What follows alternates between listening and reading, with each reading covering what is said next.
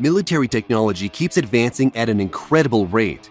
If you think back to World War II and see the weapons compared to today's weapons, it's simply mind-boggling just how far advanced things are becoming. And from the looks of it, warfare is poised to become more dangerous than it ever was. From drones in the sky, drone tanks fitted with incredible weaponry, to small unmanned aircraft that are launched from carriers in the sky, security clearance has been granted. Check out these insane secret military weapons. Russia's nuclear tsunami apocalypse torpedo, Poseidon. You might have heard of Russia's new weapon, which was called Status 6 or Canyon. It was once thought that the weapon was a hoax until researchers tracked the development of the system, which began in 2008. The torpedo was renamed Poseidon after the Russian military polled the public for a new name, although some say it should have been called the worst weapon ever. The Poseidon is said to have the ability to nuke entire coastal cities into oblivion and can trigger giant tsunamis.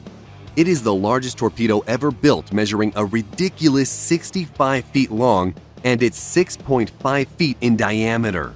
This torpedo is designed to make long treks across entire oceans before detonating a massive 100 megaton thermonuclear warhead against a coastal enemy target.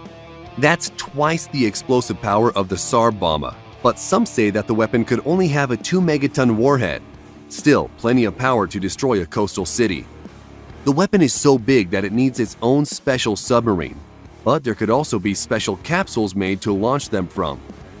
Russia is also claiming that the torpedo could be used to attack enemy fleets and is estimated to be capable of speeds up to 70 knots, which translates to 80 miles per hour on land. That's faster than any US nuclear-powered attack submarines and their anti-ship homing torpedoes, limiting a defender's options against an incoming Poseidon torpedo. The weapon also operates at depths of up to 3,280 feet, far deeper than US Navy submarines. Drones recharged by a laser could fly forever. The Defense Advanced Research Projects Agency has developed a drone that has solar panels that are built into the wings and batteries in the fuselage. The batteries provide the power, but as they begin to drain, drone operators aim a laser beam at the solar panels, which recharges the batteries. This means that the drone could stay in the air forever as long as there is an operator to charge it. This sounds cool, but there are a few problems with it. For one, a laser loses its strength the farther it has to travel and can be obscured or even blocked by smoke, haze, fog, and rain. Yeah, we know our viewers are smart, so we thought to mention that.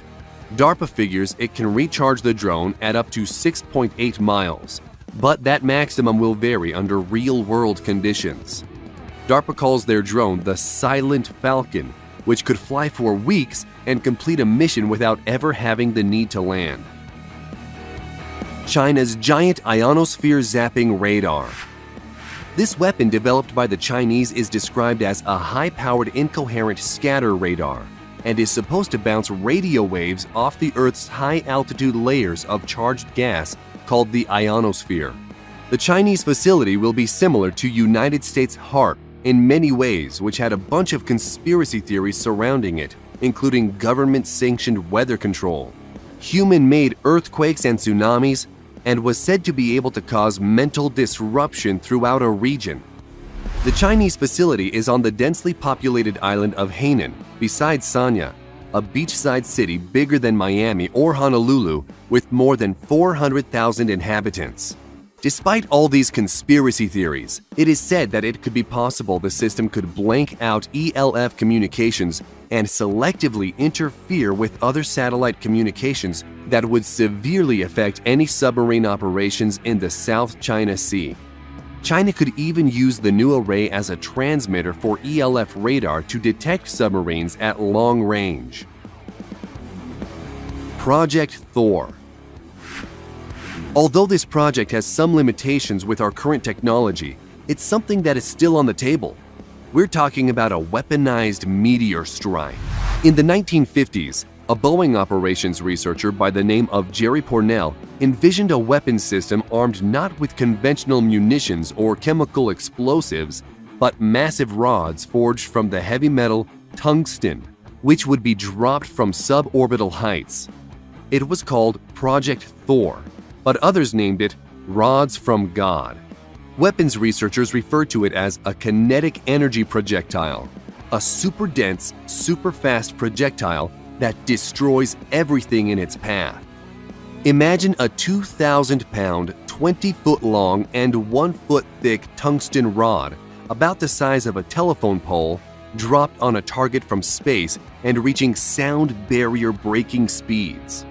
It would be capable of penetrating hundreds of feet into the Earth's crust, and the destruction would be the equivalent of a nuclear blast, but without the fallout. But it has its problems because boosting enough of these into space would be very costly, and each rod itself would cost $600,000. But there is a rumor that the Pentagon is still looking at this weapon.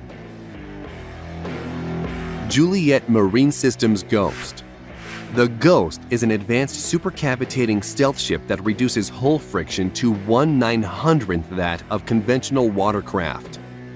The Ghost uses a gyro-stabilized dual pontoon supercavitating hull that can run at top speeds through 10-foot waves. Called the Small Water Plane Area Twin Hull, or SWAT, it is controlled by 22 computer-controlled underwater control surfaces.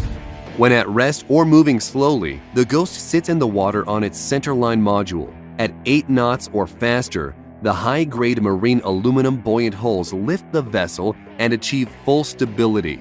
Propulsion on the prototype is provided by T-53-703 turboshaft engines and can achieve speeds over 30 knots, but could be capable of 50 knots. It can perform several different missions including anti-surface warfare, anti-submarine warfare, and mine countermeasures. Armament consists of the M197 20mm rotary cannon and launch tubes that expel exhaust downward between the struts of the SWAT hulls, concealing and dissipating the thermal signature of the launch of BGM-176B Griffin missiles and advanced precision kill weapon system rockets. The Ghost has a crew of 3 to 5 sailors and can be dismantled to fit in the C-17 Globemaster III for transport. Each Ghost ship costs around $10 million to produce, a drop in the bucket for comparative military vessels. Sea Dragon weapon. The U.S. Navy and an unknown defense contractor are working on a new missile the service says will give its submarines a new, disruptive offensive capability to take on enemy ships. It's called the Sea Dragon, but no one is really sure what it is because it's top secret. However, it is known that the missile uses some current technology and could be the SM-6, which is designed to be launched by U.S. Navy Arleigh Burke-class destroyers and Ticonderoga-class cruisers to defend the fleet from cruise missiles, manned aircraft, unmanned aircraft, and even short-range ballistic missiles. The missile's only drawback is, originally designed to shoot down flying targets, it has a fairly small blast fragmentation warhead. The SM-6 is supersonic and can fly at 3.5 times the speed of sound, or about 2,685 miles an hour. It also has the fun trick of taking targeting data from other Navy assets, including the E-2D Advanced Hawkeye Airborne Early Warning and Control Aircraft and the F-35 Joint Strike Fighter. So imagine a missile that can be fired from a ship and then controlled by a fighter jet and then directed to hit its target. Kalashnikov drone tank. Military drones are on the rise, and many of you are probably familiar with the unmanned U.S. Predator drones that are equipped with advanced targeting systems and can carry 500-pound bombs and deliver those weapons to the target accurately. With this in mind, it would seem logical that ground-based drones, such as the Kalashnikov drone tank, would be the next generation weapon to enter warfare. Russia's Uran-9 combat drone packs some serious firepower, with one 30mm 2A-72 automatic cannon and 4 9M120 1-Attica anti-tank guided missiles. It is 16.7 feet long and weighs approximately 10 tons. It may look impressive, but it had trouble with the fundamentals, not only of armored warfare, but warfare by remote control. The remote-controlled combat vehicle lost contact with ground control stations only 1,000 to 1,600 feet from its manned control station, suffered from an unreliable gun and suspension system, and could not target enemies while on the move. The remote fire control system is also a problem, with the two A-72 experiencing a lag before firing 6 times and an outright failure once. The drone tank was first tested in Syria and, despite its failures, could be a weapon that Russia continues to develop. Tank-killing quadcopter drone. The armed forces of Belarus have demonstrated a new quadcopter drone that can carry a tank-killing rocket launcher which carries an RPG-26 single-shot rocket that is remotely fired by the drone operator. While the drone is of questionable effectiveness as a tank destroyer, it is a deadly harbinger of things to come on the unmanned battlefield. The type of drone is unknown, but the design appears to be a quadcopter capable of lifting at least 7 pounds. But the RPG it can carry has a range of about 250 yards, and the warhead it has can penetrate a 1.7-foot thick plate of rolled homogeneous steel armor, which is the standard metric for armor plating.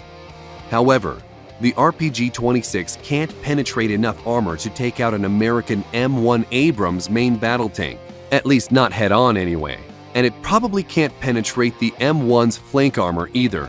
But a rocket-firing drone could conceivably maneuver to shoot at the top or rear of a tank, where armor is thinnest.